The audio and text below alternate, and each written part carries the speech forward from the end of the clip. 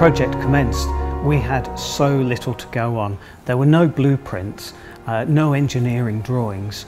We had just a couple of photographs, an advertisement and an article, and that's all we had to go with. So for the engineers, creating a motor bicycle that was 120 years old in effect was quite a challenge. So after the challenge had come out from Gordon, it was a great opportunity to go back in time, go back in history and actually understand Royal Enfield's DNA. Well, it was certainly a daunting task that we were given.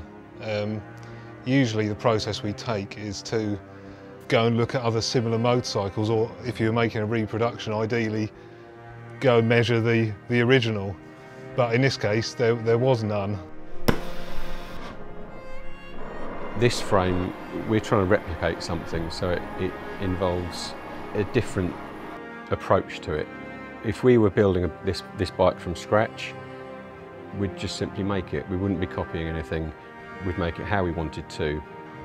But the real difficulty here is trying to replicate and honour the craftsmanship that went into the original bike. When we started, we thought we understood what we needed to do, but of course our engineers are used to modern techniques, current day engineering. And what we found we needed was to get into the mindset of those pioneers of 1901. The only way you can make a tank like this is with the 100-year-old soldering irons. I was left with these tools, this tank, and then I had to learn the technique for soldering the seams. It's the only way to work on these bikes. You can't use modern production methods. They thought at 60 miles an hour you might not breathe and you might die. It was rocket science of the day.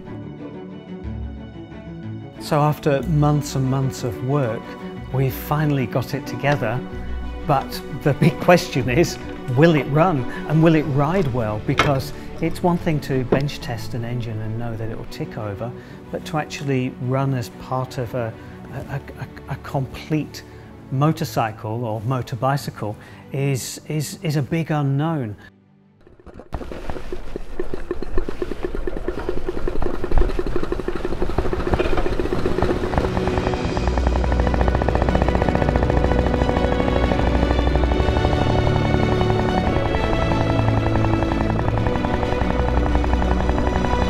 Project's taken us right back to the very origin of Royal Enfield. 120 years, that DNA is being carried forward, and you can see it there, and you can see what it means to us, and you can see what it means to our riders. 120 years of pure motorcycling. It's important on many levels, but it's important for the engineers at the UK and Indian technical centres and for the team at Harris to be able to do something that connects back with this really important heritage that Royal Enfield has.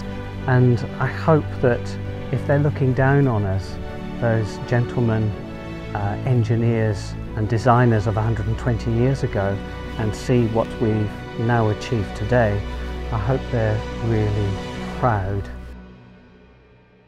In order to know where you're going, you've got to know where you've come from, and that is Project Origin.